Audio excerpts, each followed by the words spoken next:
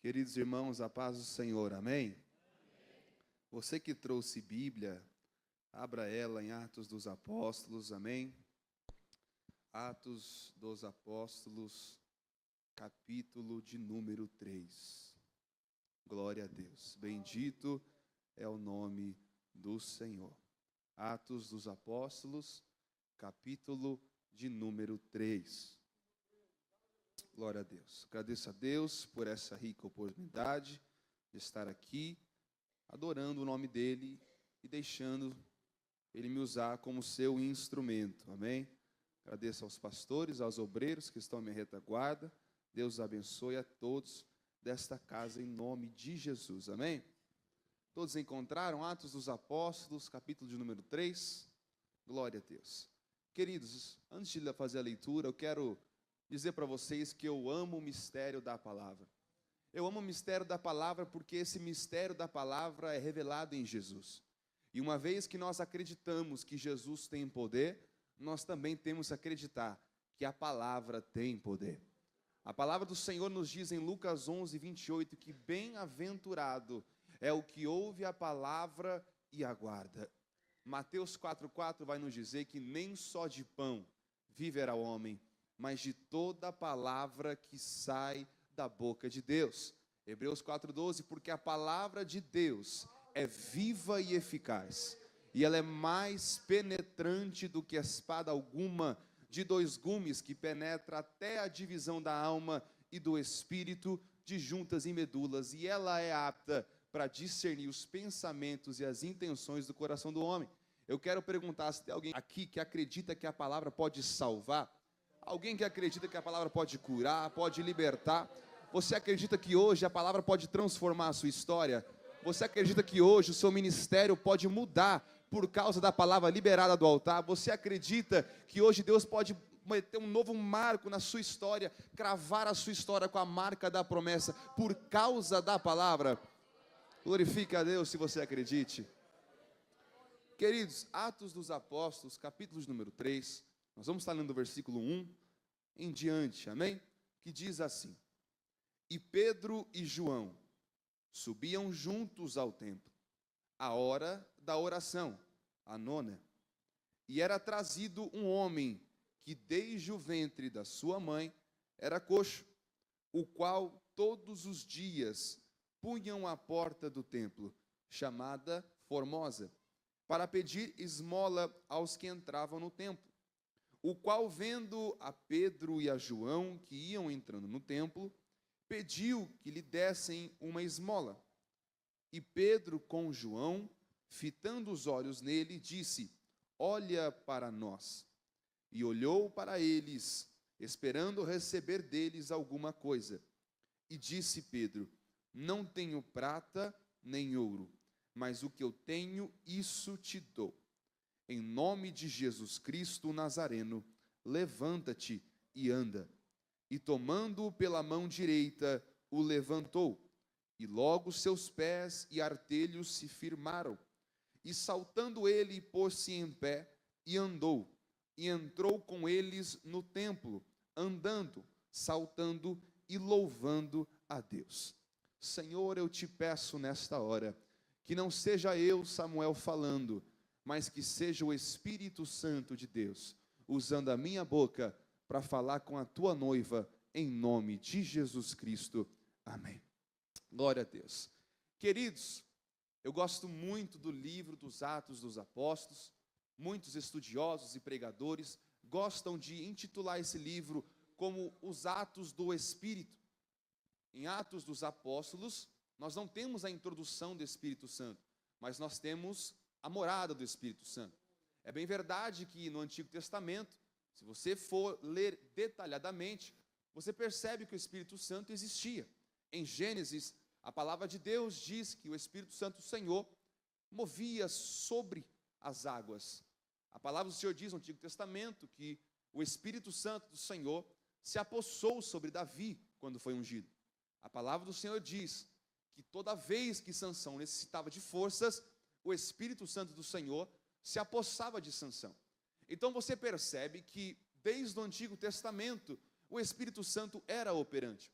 Só que nós temos dois diferenciais na palavra de Deus acerca do Espírito Santo, que são divididos entre o Antigo Testamento e o Novo. Nós percebemos que no Antigo Testamento, o Espírito Santo, ele não habita em uma pessoa.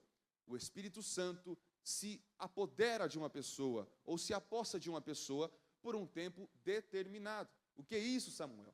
Até aquele momento, o Espírito Santo do Senhor não tinha ainda feito morada sobre a humanidade. Tendo convicção disso, o Espírito Santo do Senhor descia sobre um homem somente para o capacitar para uma obra determinada. Davi foi capacitado para ser rei. Sansão foi capacitado para ter forças. Nós temos inúmeras outras histórias onde o Espírito Santo do Senhor se apoderava e logo após do trabalho ser feito, ele voltava aos céus.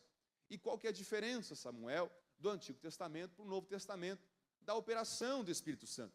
A verdade é que no Novo Testamento, o Espírito do Senhor vem e ele fica.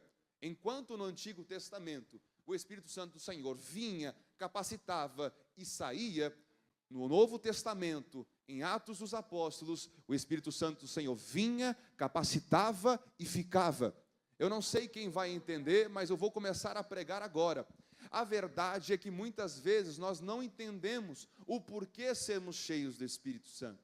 Muitas vezes nós não entendemos as funcionalidades que o Espírito Santo de Deus tem sobre a humanidade. Mas se no Antigo Testamento, toda vez que o Espírito Santo de Deus vinha sobre um homem, era para concluir um trabalho, e hoje o Espírito Santo mora dentro dos nossos corações, isso significa que nós temos trabalho a ser feito, isso significa que nós temos obra a ser feita, isso significa que nós temos algo a ser concluído. Perceba que Deus, ele dá o Espírito Santo com um objetivo. João capítulo 14, nós percebemos, nós lemos, nós meditamos e vemos que Jesus, ele diz: olha, eu vou ser levado aos céus, mas não vos deixarei órfãos, eu deixarei com vocês o Espírito Santo de Deus, o Consolador. Então perceba que Jesus, ele não envia para o Espírito Santo voltar, o Espírito Santo vem e fica. Esse é o grande diferencial. Como eu disse, no Antigo Testamento, eles precisavam de uma boa obra para o Espírito Santo, e nós temos o Espírito Santo diariamente, significa que dia após dia nós temos trabalho a ser feito. Samuel, qual é esse trabalho a ser feito? Samuel, qual é essa obra a ser feita? O que eu tenho que fazer com o Espírito Santo dentro de mim? Pois bem, Pedro e João, em Atos dos Apóstolos, capítulo 3, estavam cumprindo aquilo que o Espírito Santo queria. Nós temos que voltar um pouquinho antes da história para compreender como o Espírito Santo trabalha. Porque, na verdade, em Atos dos Apóstolos, capítulo 2, nós vemos que o Espírito Santo do Senhor, ele desce e fica com os 120 homens que estavam no cenáculo. Quando o Espírito Santo de Deus desce, você percebe que eles não têm mais tempo livre, porque logo após o Espírito Santo descer, os homens lá fora se escandalizam, e Pedro tem que pregar uma mensagem. Percebe que quando o Espírito Santo do Senhor desce, Pedro já não tem mais descanso, ele vai para o ministério, ele vai para a obra, ele vai pregar a palavra do Senhor. E na primeira pregação, 3.000 almas para o Senhor. O que eu quero dizer é que o diferencial de uma pessoa normal para um crente é que o Espírito Santo do Senhor, ele é apto a fazer maravilhas em meio a homens. Perceba que Pedro, ele era um pescador.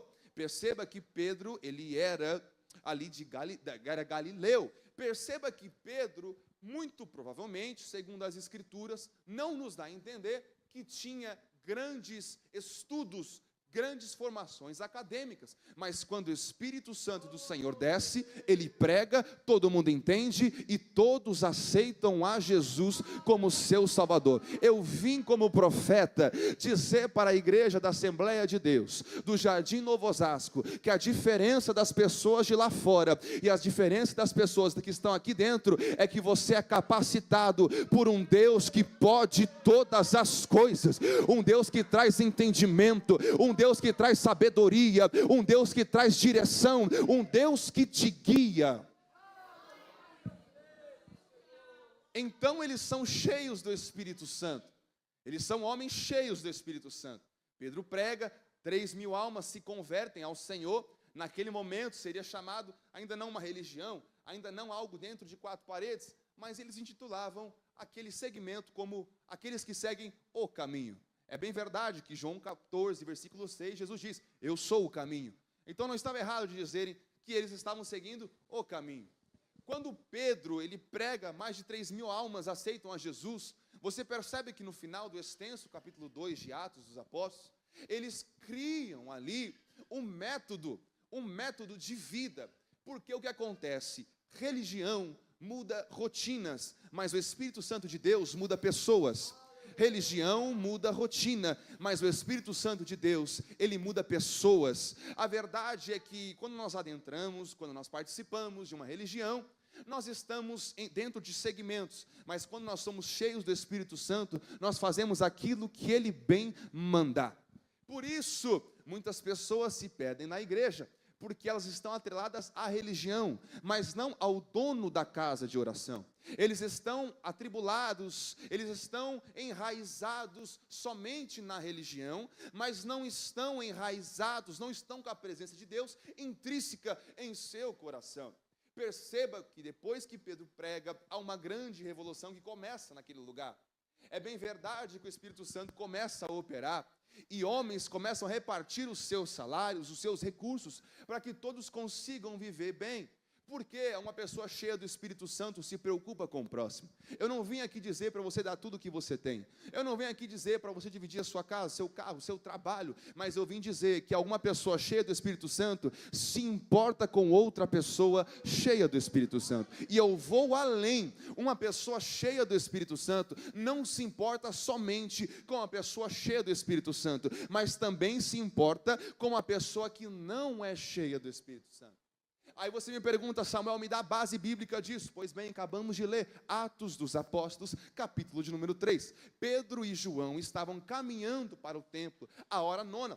Para quem não sabe, nesse judaísmo tardio, a oração era dividida em 3 momentos. Era dividida às 6 horas da manhã, melhor dizendo, às 9 horas da manhã, era separada ao meio-dia e também ao final da tarde, ou seja, a hora terceira, a hora nona e ao pôr do sol. Segundo os judeus, o dia do calendário judaico acaba ao pôr do sol, ou seja, eles oravam quando acordavam, eles oravam no meio do dia e eles oravam ao cair do sol, ou seja, ao anoitecer e ao virar o dia. Então eles tinham esses 3 momentos de oração. Pedro e João estavam na hora nona indo para o templo para orar. Eu consigo conjecturar, imaginar, Pedro e João andaram 3 anos e meio com Jesus. Eles largam, entre aspas, esse caminho. Quando Jesus, ele aparece ressurreto, Pedro encontra de novo os trilhos, ele volta para o Senhor, ele tem uma obra de salvação, ele é perdoado, e no primeiro dia de pregação, 3.000 almas para Jesus. Ele está cheio do Espírito Santo. Muito provavelmente eles estavam cuspindo fogo, muito provavelmente eles estavam pingando azeite, muito provavelmente eles estavam falando em línguas, ou falando das maravilhas do Senhor, porque são pessoas cheias do Espírito Santo. Eu quero dizer uma coisa: uma pessoa cheia do Espírito Santo denuncia até no seu falar. Uma pessoa cheia do Espírito Santo denuncia-se no seu vestir. Uma pessoa cheia do Espírito Santo se denuncia-se em sua postura, porque uma pessoa cheia do Espírito Santo não é normal, não é igual à humanidade normal, porque é uma pessoa que é guiada pelo Criador. Eu vim aqui falar para alguém aqui nessa noite: o teu falar tem denunciado que você é cheio do Espírito Santo, o seu vestir tem denunciado que você é cheio do Espírito Santo, o seu pensar tem denunciado que você é cheio do Espírito Santo. Se não, eu convido a partir de hoje, deixa o Espírito Santo trabalhar e completar essa obra que ele começou, porque é bem verdade que a palavra diz: aquele que começou a boa obra, ele é fiel para completá-la. Se você veio aqui com a obra parada pela metade, eu te convido hoje, dá brecha, dá lugar, porque Deus vai concluir essa obra.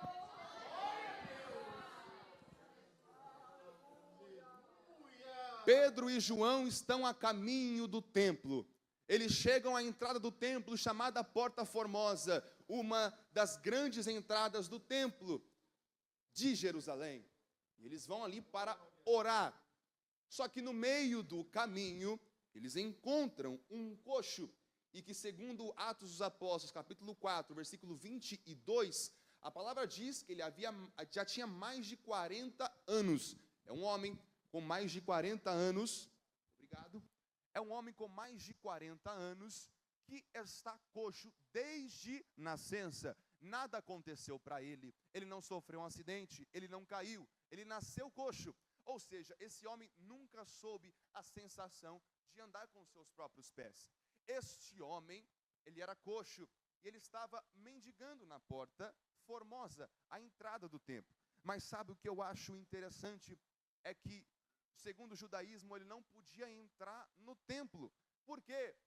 No judaísmo, na cultura judaica, na religião judaica, quanto mais naquele tempo, era de uma forma desprezada a vista de coxos ou cegos. Porque é bem verdade que em 2 Samuel, capítulo 5, quando Davi vai conquistar a cidade de Jerusalém de forma geográfica, aquela cidade é cheio, ou melhor dizendo, ele intitula aqueles homens daquela cidade como cegos e coxos. E olha que a palavra diz, 2 Samuel, capítulo 5, versículo 8, porque Davi disse naquele dia, qualquer que ferir aos jebuseus, suba ao canal e fira aos coxos e aos cegos, a quem a alma de Davi odeia. Por isso se diz, nem cego, nem coxo entrará nesta casa. Os judeus cresceram com esse pensamento que coxo e cego não podia nem mesmo estar em Jerusalém. A verdade é que eram raríssimos os casos em que pessoas que eram coxo ou cego estavam em Jerusalém. Você vê que a maioria dos milagres de Jesus acerca de paralítico, coxo ou cego não é em Jerusalém. Só que nessa história o homem está em Jerusalém. Olha que interessante. Não podia nem entrar em Jerusalém, quanto mais no templo. Pelo menos no templo ele não entrava, não deixava. Mas ele ficava na porta formosa do templo. Muito provavelmente ele ficava na porta do templo, porque era levado até o templo ofertas, recursos para o momento ofertório. Então ele talvez desejava que algum trocado poderia cair em suas mãos. Mas a verdade é que o que eu acho interessante da história é que no versículo 2 do capítulo 3 de Atos, diz que homens levavam esse coxo até a porta formosa, porque ele era coxo, ele não andava sozinho, mas ele também não morava na porta formosa, ele não orava na entrada do templo. Pessoas levavam ele até a porta do templo para ele mendigar, para pedir esmolas na entrada do templo. Sabe o que eu acho engraçado? Sabe o que eu acho estranho nos dias atuais? Há muitas pessoas que te patrocinam, mas te patrocinam para você continuar na miséria.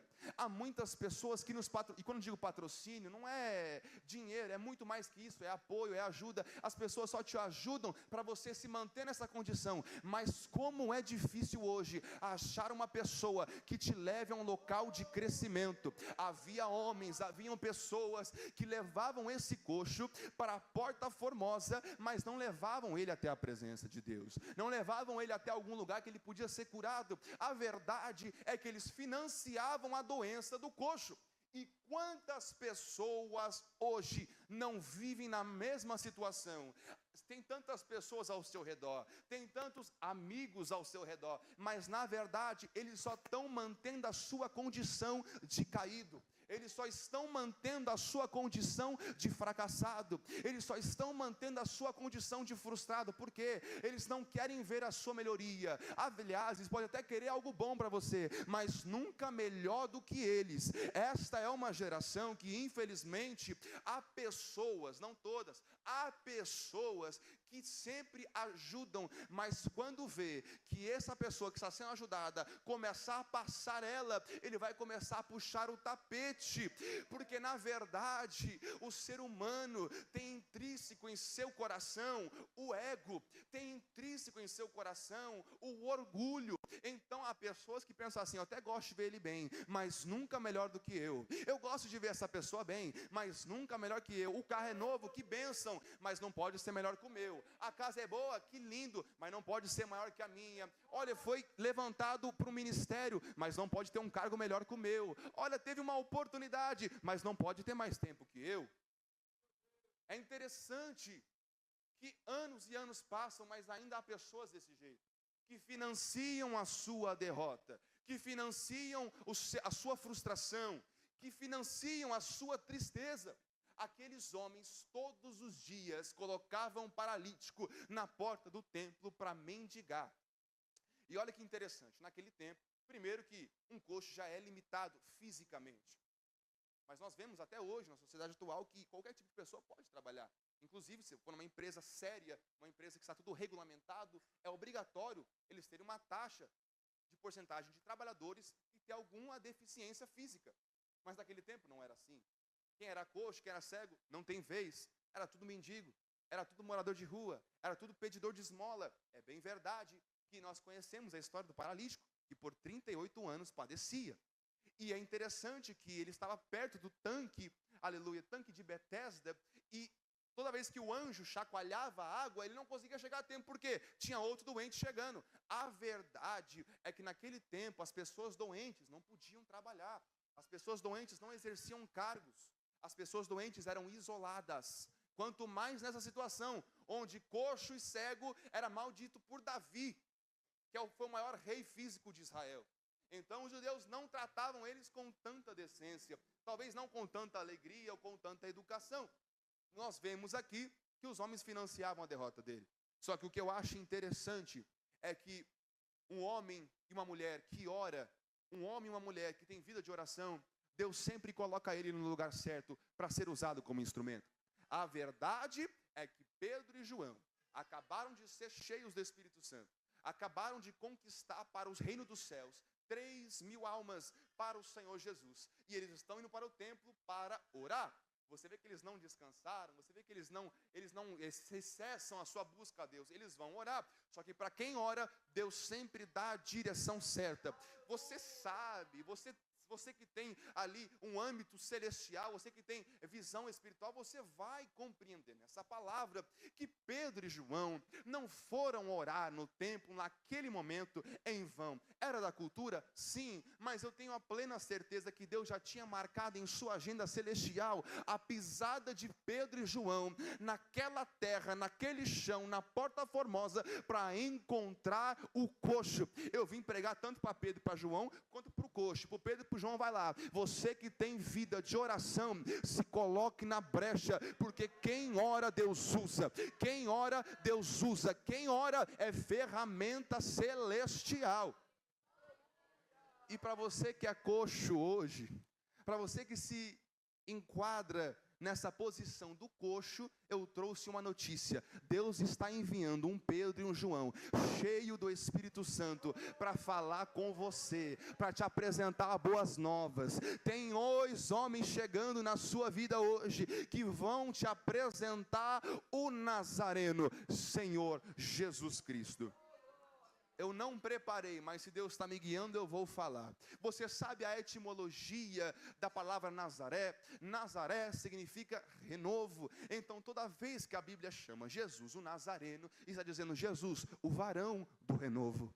Se Jesus de Nazaré estava passando lá, seja fisicamente, seja espiritualmente, seja por ordenança dele, seja por palavra dele, o renovo vai chegar. E eu trouxe outra notícia para a igreja do Novo Osasco. O Nazareno está aqui nessa noite.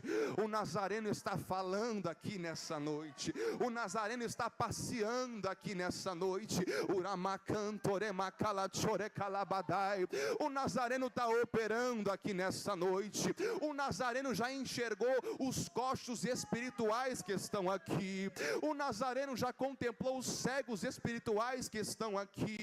O Nazareno já percebeu quem está doente. Ele está dizendo, eu já mandei alguém para chegar até aí, para dizer, levanta e anda, levanta e anda, levanta e anda, levanta e anda. Glória a Deus. Quando Pedro e João chegam àquele local, a Porta Formosa, nós temos algumas características. Primeiro, a porta é chamada Formosa. Sabe o que eu acho lindo e interessante da Bíblia? É que os detalhes sempre são importantes. A Bíblia é muito detalhada. Atos dos Apóstolos é um livro com muitos detalhes. São capítulos extensos. São capítulos cheios de informação, cheios de versículos. E aqui em Atos dos Apóstolos, capítulo de número 3, nós percebemos que a Bíblia é claro dizendo que não estava só na porta do templo, mas estava na porta formosa. Sabe o que eu acho interessante? Por muitas vezes nós queremos estar em certas portas porque essas portas são bonitas, essas portas são apetitosas, essas portas parecem que vão te levar a algum lugar, mas eu vim te dizer que poderoso não é a porta, poderoso é aquele quem abre a porta. A verdade é que o coxo estava mendigando na frente da porta, mas ele não podia entrar. Mas eu vim pregar de um homem aqui hoje, que ele é aquele que abre a porta, é ele quem faz o caminho. Talvez fisicamente aquele coxo não podia entrar no templo, mas lá na cruz do Calvário, quando Jesus Cristo brada tetelestai, que significa está consumado, a maior porta que a humanidade já percebeu, já contemplou, foi aberta. Sabe qual foi? O véu que separava o lugar santíssimo da humanidade. A maior porta foi aberta, o véu foi rasgado de cima a baixo, e a partir daquele dia toda a humanidade tem livre acesso, tem livre acesso, tem livre acesso. Não preciso mais de sacerdote para pedir oração, não preciso mais de sumo sacerdote para pedir oração, você não precisa nem mesmo de alguma pessoa com carga eclesiástica para pedir oração. Você pode ir no seu quarto, dobrar o seu joelho e começar a orar, porque o mesmo Deus de ontem, hoje, Ele é eternamente. Se Ele ouvia antes, Ele ouve hoje e vai ouvir amanhã.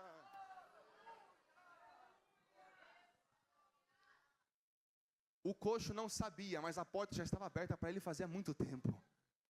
O coxo não sabia, mas o caminho já estava aberto fazia muito tempo. Faltava uma conexão. Palavra muito usada hoje, a network, não é verdade? Conexões, amizades, pessoas se ligando para conseguir um objetivo. Pedro e João chegaram à porta formosa. A Bíblia diz que o coxo que chamou, pedindo esmola. E olha que interessante, que lindo é a palavra de Deus. No versículo 3, a Bíblia diz: o qual, vendo a Pedro e João, que iam entrando no templo, pediu que lhe dessem uma esmola. Perceba que a palavra do Senhor é muito clara, porque quando nós lemos Tiago, capítulo 4, versículo 3, a palavra diz: pedis e não recebeis. Por quê? Pedis mal. A verdade é que aquele coxo não estava pedindo a sua necessidade maior, ele estava pedindo por esmola, ele estava pedindo por recursos financeiros, para ele saciar algo momentâneo. Mas e as suas pernas? E a sua vida espiritual? Não estava preocupado com a esmola. Sabe o que acontece nos nossos dias atuais? Muitas pessoas estão paralíticas espirituais, mas pedem esmolas espirituais.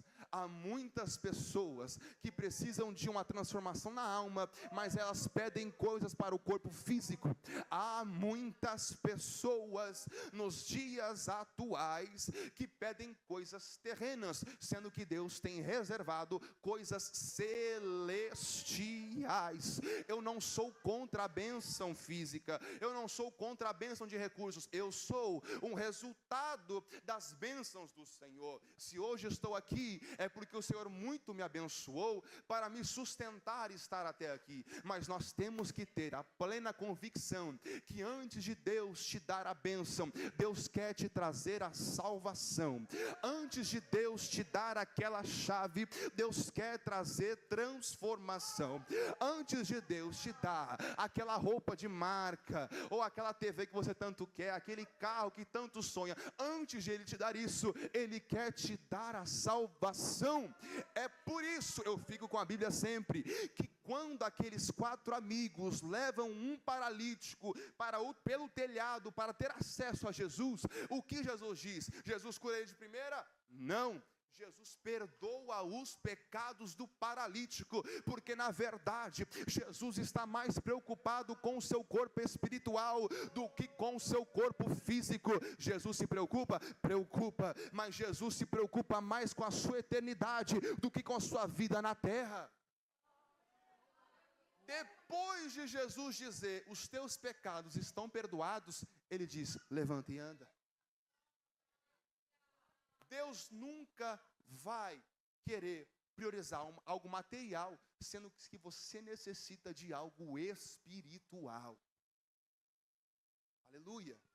E muitas vezes Deus usa um milagre para ser uma bênção, sim, mas maior ainda para ser uma isca. Deus usa milagres, Deus usa bênçãos, Deus usa evidências, sinais, maravilhas, como isca para pescar algumas almas. Aqui em Atos dos Apóstolos, capítulo 3, não é diferente. Jesus está conduzindo Pedro e João. Eles estão cheios do Espírito Santo. E eles estão indo até a porta formosa. E nessa porta formosa, eles encontram o coxo. Mas o coxo, ele não pede por salvação. O coxo não pede por cura. O coxo pede por esmola. E é interessante que Pedro e João, eles atentam para ele. Só que antes de ele responderem qualquer coisa, olha o que a palavra diz. Versículo 4. E Pedro com João, fitando os olhos nele, disse: olha para nós. Vamos conjecturar. O coxo estava pedindo esmola, muito provavelmente no chão, de cabeça baixa. Porque eles dizem: olhe para nós. Se o coxo tem que olhar para eles, se eles pedem essa ação, significa que ele não está olhando para cima. Está olhando para baixo, pedindo esmola. Só que o que é interessante é que ele não está de cabeça baixa só por estar de cabeça baixa. Vamos entender o contexto. Ele é um homem coxo de nascença. Os judeus consideravam pessoas doentes de nascença como pecado dos seus pais. Então, muito provavelmente, ele vivia com esse peso de ser fruto de um pecado, fruto de algo errado, porque ele era doente. Mas é interessante que Jesus quebrou qualquer paradigma desse nos evangelhos, dizendo que ninguém pecou, nem ele nem os pais, mas toda doença foi manifestada para que a glória de Deus seja manifestada nessas vidas. É interessante pensar que ele talvez não tenha acesso a essa informação. Então ele está frustrado, o coxo está triste, está angustiado. Ele sabe que muito provavelmente ele não vai receber aquilo que ele precisa, então ele pede por outras coisas. Sabe o que acontece nos dias atuais? Quando não acontece algo que nós necessitamos, nós desistimos de buscar. Se você precisa de uma cura, ora, não acontece, às vezes nós desistimos daquilo que nós mais precisamos guerrear. Uma frase que eu postei cerca de 4, 5 dias nas minhas redes sociais foi: você tem noção que você pode estar a uma oração de receber aquilo que você tanto pediu para Deus? Você tem noção que você pode estar a uma oração de receber tudo aquilo que você pediu para Deus? Aleluia. A palavra diz que o reino dos céus é tomado à força. A palavra de Deus diz: pedi e dai-se-vos-á, buscar e achareis, batei e abri-se-vos-á, porque todo aquele que pede, recebe, e todo aquele que busca, encontra. A verdade é que eu vim como um profeta de Deus nessa noite para te dizer: continua orando, continua buscando. Tem vida, então tem esperança. Está vivo, tem esperança. Você está aqui é porque tem esperança. Deus não despreza luta na vida do crente, porque na verdade os nossos desertos servem como momentos pedagógicos para Deus nos ensinar. É bem verdade. Você tem que confessar comigo, quando estamos passando por uma dificuldade, por uma luta, por uma batalha travada, nós oramos um pouco mais, nós buscamos um pouco mais, nós encontramos com Deus um pouco mais, nós abrimos a Bíblia um pouco mais. Então eu vim como profeta de Deus para dizer para alguém: Deus tem apertado um pouquinho o calo para ver se você vem para a intimidade. Deus tem apertado um pouquinho o calo para ver se você ora mais um pouquinho. Deus tem permitido o vento, a chuva forte, os terremotos espirituais chegarem para ver se você vai recorrer ajuda a Ele. Alamanchore cantarabadai. Eu vim dizer para alguém aqui: não para, não desista, a oração continua tendo poder. É por isso que o profeta Jeremias disse em seu livro, capítulo 33, versículo 3: clama a mim e responder-te-ei e anunciar-te-ei coisas grandes e firmes que ainda não sabes. É por isso que o apóstolo Paulo disse no livro dos Efésios, capítulo 3, versículo 20: ora, aquele que é poderoso para fazer infinitamente mais do que pedimos ou que buscamos. A oração continua tendo poder, a oração continua contendo resposta, a oração continua fortificando vida de crente.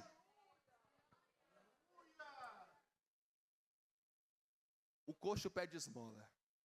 Pedro e João diz: olha para cá, olha para mim. Sabe o que eu entendo aqui no âmbito espiritual? No âmbito físico, o homem estava coxo, mas no âmbito espiritual ele estava cego. Porque uma frustração pode cegar a vida de alguém. Uma tristeza pode cegar a vida de alguém. Uma decepção pode cegar a vida de alguém. Perceba quantas pessoas cometem grandíssimos porque estão decepcionados. Quantas pessoas cometem erros gigantes porque estão frustradas? Porque o calor do momento, é a angústia temporária. Então pessoas cometem erros quando estão frustradas, quando estão angustiadas, e cometendo esses erros só traz a evidência que elas estão cegas espiritualmente. Elas não estão enxergando o que estão fazendo, elas não estão enxergando aquilo que eles estão se propondo a fazer. Com um coxo não era diferente. Ele estava coxo das pernas, mas enxergava muito bem. Mas do que adianta ter olhos e olhar para baixo? Do que adianta ter olhos e não olhar para cima? Do que adianta ter olhos e não contemplar o que está acontecendo? Deus está dizendo para alguém: eu não te chamei para ficar de cabeça baixa, eu te chamei para ficar de cabeça erguida. Eu não te chamei para ficar de cabeça baixa, eu te chamei para você contemplar os horizontes. É por isso que o salmista diz: elevo os meus olhos para os montes, de onde virá o meu socorro? O meu socorro vem do Senhor, que fez os céus e a terra. Deus não te chamou para ficar de cabeça baixa, abaixar a cabeça só para orar. Pode levantar essa cabeça, pode chacoalhar a poeira, porque Deus está chegando aí.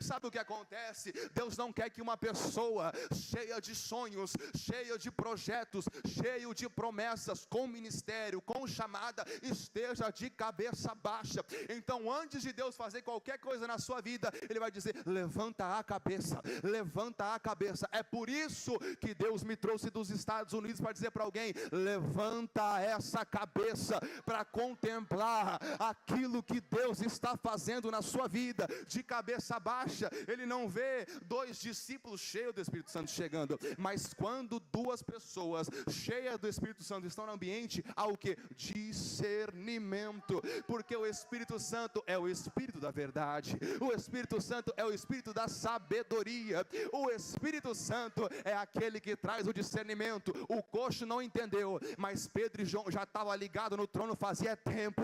Eles olham para o coxo e dizem assim: levanta a tua cabeça, olha para mim. Olha, abre o olho, filho, abre o olho, filha, porque Deus vai fazer algo para você contemplar com os teus olhos. O paralítico olha para Pedro e João. O paralítico contempla as suas faces e olha o que a palavra diz. Versículo 5: e olhou para eles, esperando receber deles alguma coisa.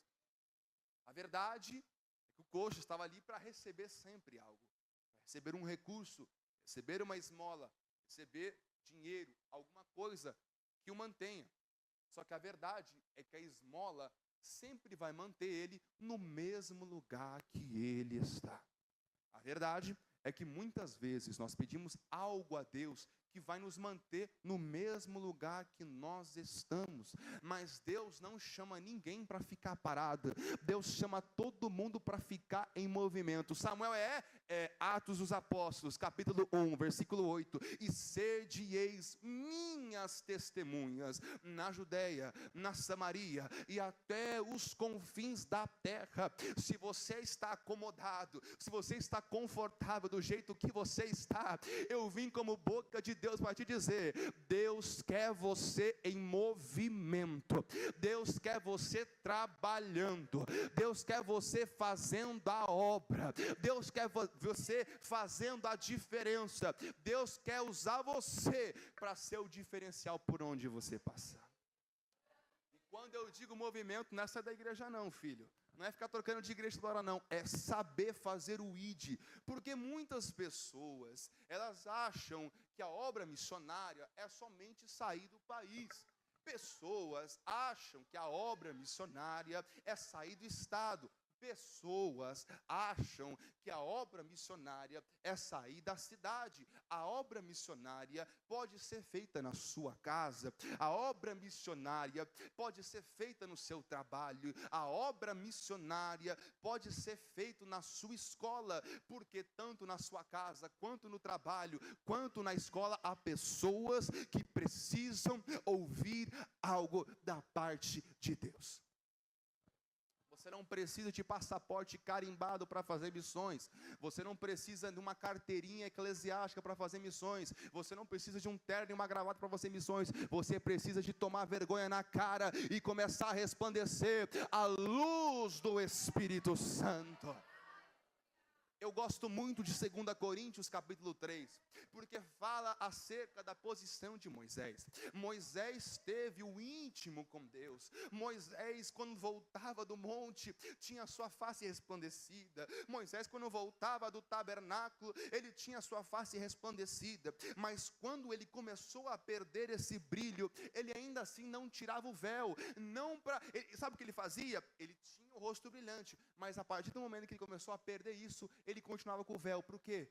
Para fazer alguma coisa? Nada, para esconder a posição dele, para esconder que ele não tinha mais o brilho, para esconder que aquela luz que resplandecia já não estava mais debaixo do seu véu. Ele mesmo assim não tirava para esconder a vergonha. Mas eu venho aqui como profeta de Deus para dizer para alguém: a luz do Espírito Santo dentro de você vai continuar brilhando. A glória de Deus vai continuar sendo manifestada ao teu falar, ao teu andar, ao teu pensar, ao teu agir, vai continuar a ser manifestada.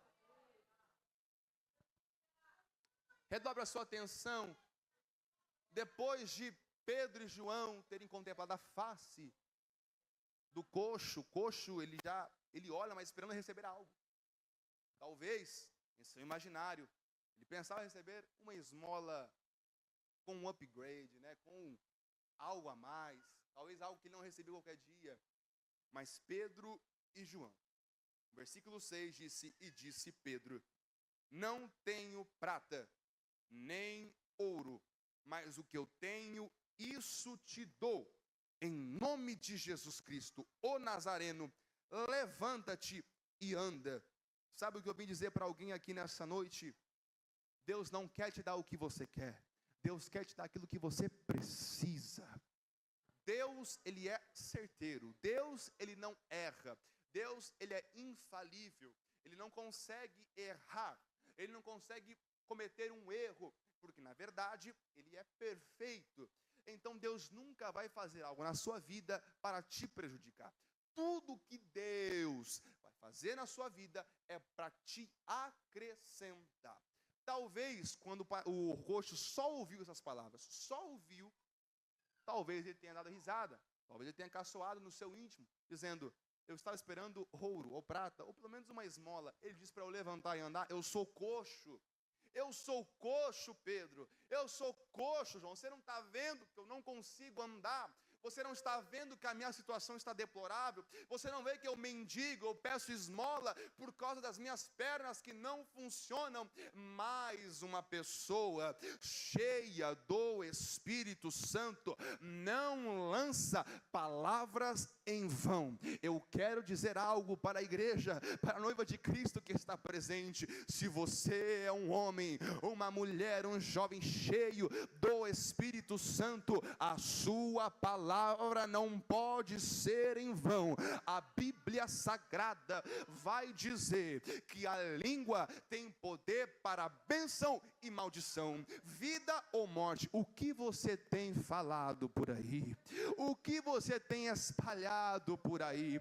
O que você tem declarado por aí? Palavras de vida ou palavras de morte? Talvez você tenha declarado palavras de morte, mas eu vim como um profeta nessa noite para te dizer que a partir de hoje Deus está transformando o seu falar.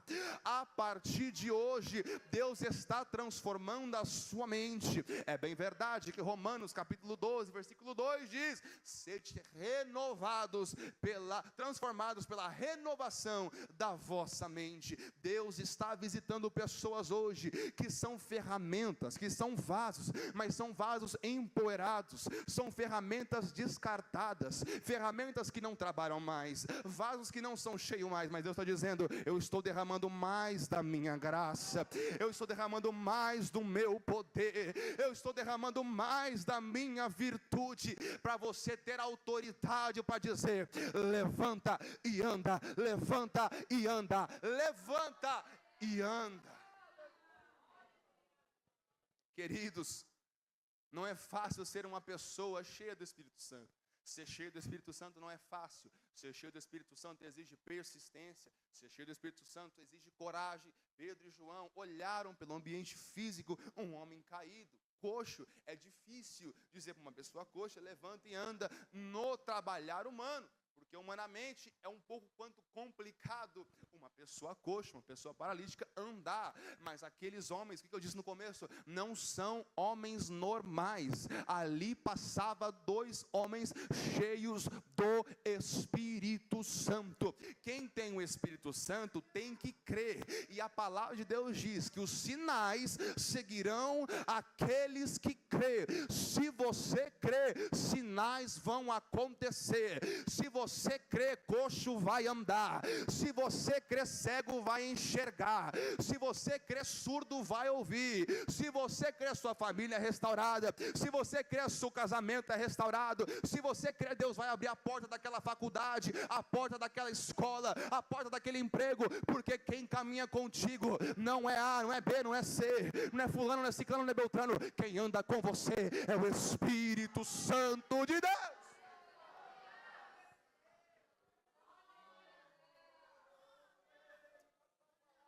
Pedro e João declaram a palavra profética. A palavra do Senhor é bem clara, dizendo no versículo 7: e tomando pela mão direita, o levantou, e logo os seus pés e artelhos se firmaram. Eu fico com a palavra do começo, da abertura desse culto nesse momento. Isaías 41, versículo 10: não temas, porque eu sou contigo, não te assombres, porque eu sou teu Deus. Eu te fortaleço, eu te ajudo e eu te levanto com a minha destra de justiça, a minha destra vitoriosa. Naquele momento em que Pedro e João estendem a mão para o coxo, no âmbito físico era a mão de Pedro, mas no âmbito espiritual era o Criador levantando, era o Criador trazendo esperança, era o Criador colocando cálcio nos ossos, era o Criador colocando os ossos no devido lugar, era o Criador levantando aquele coxo, dizendo: a partir de hoje a sua vida não vai ser mais a mesma. Eu vim como um profeta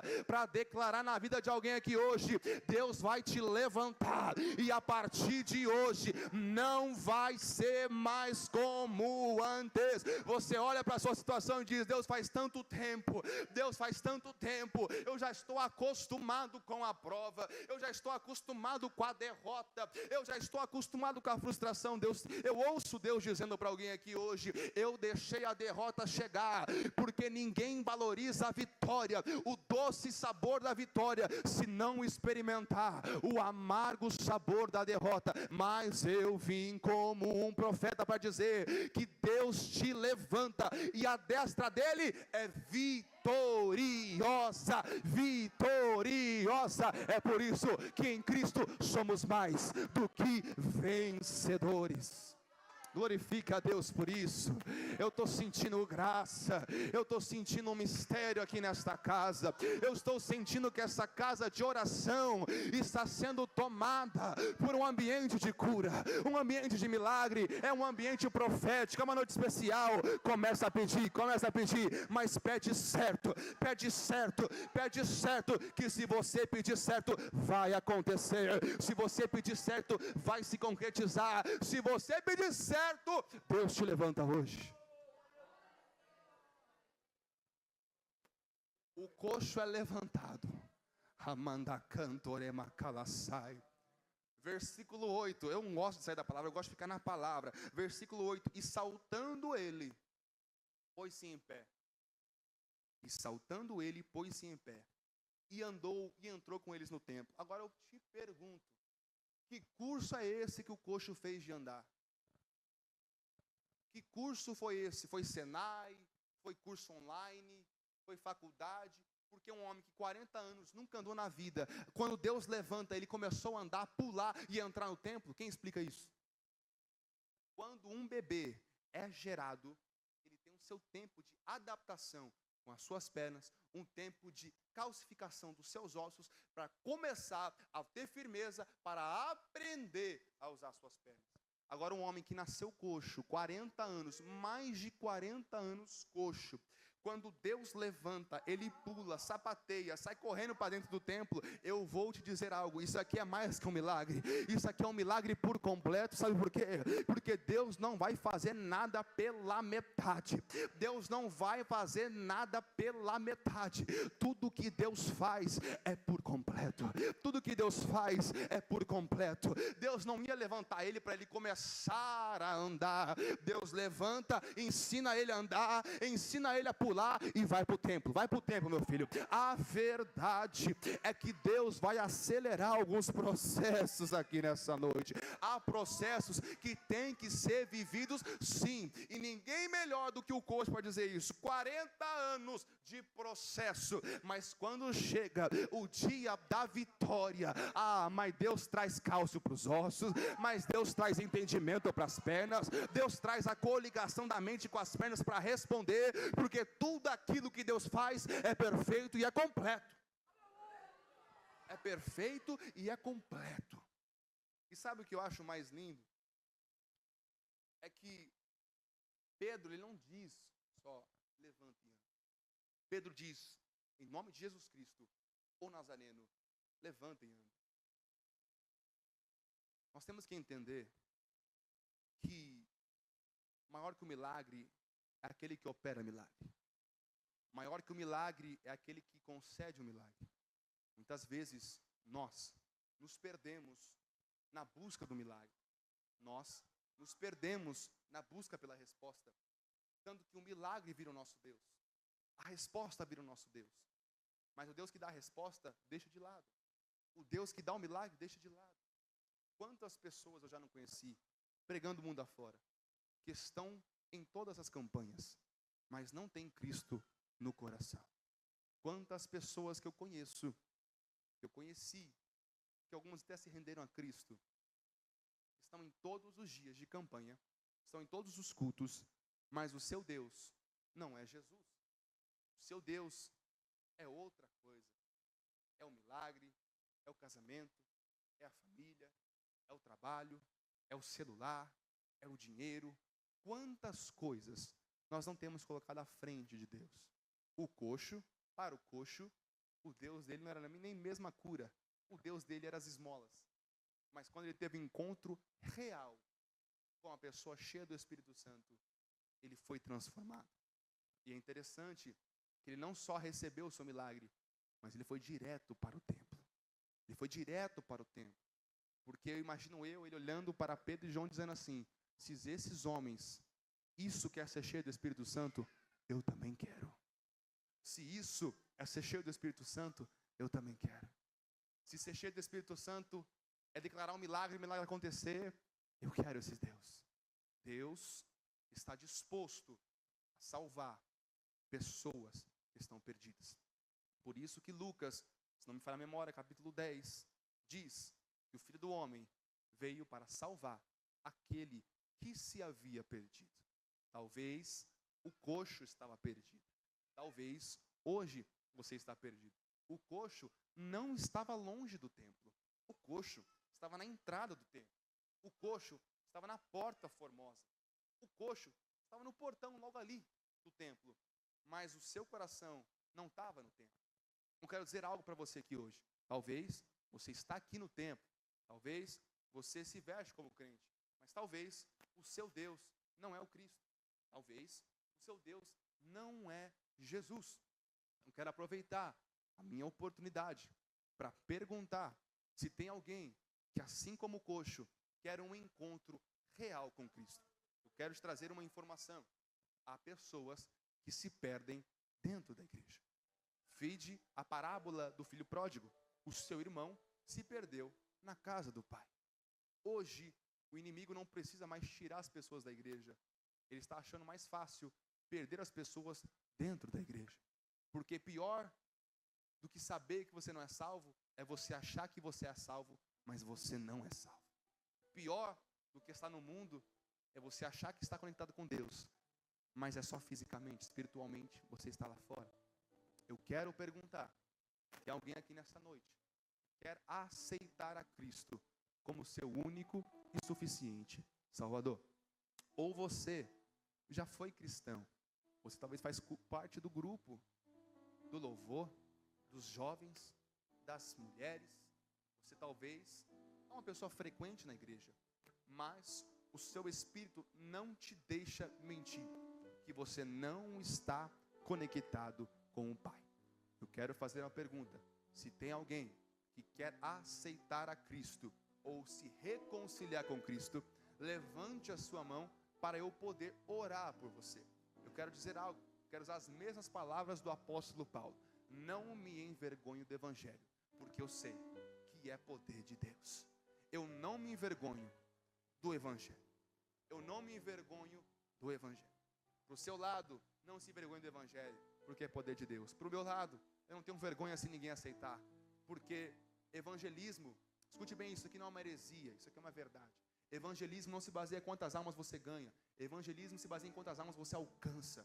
Porque quem converte é o Espírito Santo. Quem converte não sou eu. Quem converte é o Espírito Santo de Deus. O que o Espírito Santo queria que eu dissesse, eu falei. Agora, ele está movendo no coração de alguém que porventura quer aceitar Jesus. Se você quer aceitar a Jesus, faz assim com a sua mão. Se você quer reconciliar com Cristo, faz assim com a sua mão. Talvez você veja aqui como um dia normal. O coxo era mais um dia normal, na porta do templo, pedindo esmola. Mas aquele dia, mal sabia ele, que era um dia que na agenda de Deus já estava marcada para o milagre. Nós temos um jovem ali que quer aceitar a Jesus ou reconciliar. Tem mais alguém? Levante a sua mão assim, para eu te conhecer, porque eu preciso orar por você. Assim como Pedro e João não puderam passar batido do coxo, tiveram que declarar a palavra profética, eu não posso sair daqui sem deixar uma palavra profética para você, uma palavra de salvação, de conversão para a sua vida. Tem mais alguém? Tem mais alguém? Faz assim com a sua mão. Não há mais ninguém? Que Deus te dê uma próxima oportunidade. Meu querido jovem, você quer aceitar a Jesus? Você quer ou se reconciliar? Não quer reconciliar, não é verdade? Então, eu não vou chamar você para vir até aqui, porque a Bíblia diz em 1 João capítulo 1, versículo 9, que todo aquele que conversar ao Senhor perante os homens, ele há de confessar perante ao Pai. Não preciso te chamar até aqui, porque será um grande trajeto, as testemunhas estão aqui, então só quero que você repita comigo: Senhor Jesus, eu te recebo como meu Senhor e Salvador da minha vida. Apaga os meus pecados, escreva o meu nome no livro da vida e me guarda na tua presença até a sua volta. Amém. Seja muito bem-vindo, meu querido, de novo à família. Eu quero dizer para alguém que queria aceitar Jesus ou ainda quer, não perca as oportunidades que Deus dá para a sua vida. Aquele coxo talvez era a última oportunidade dele naquele momento, porque Jesus já passou pelaquela porta formosa, mas Jesus não operou milagre sobre a vida dele. Então você que quer aceitar Jesus, corre para o pastor, fala com ele e diz: pastor, eu quero aceitar Jesus. E para você que é crente, continue firme no evangelho, no caminho, porque esse é o caminho. Esse é o caminho de salvação, esse é o caminho de cura, esse é o caminho de milagre e é o caminho da vida eterna. Amém? Muito obrigado pela oportunidade. Deus abençoe toda a igreja. Amém?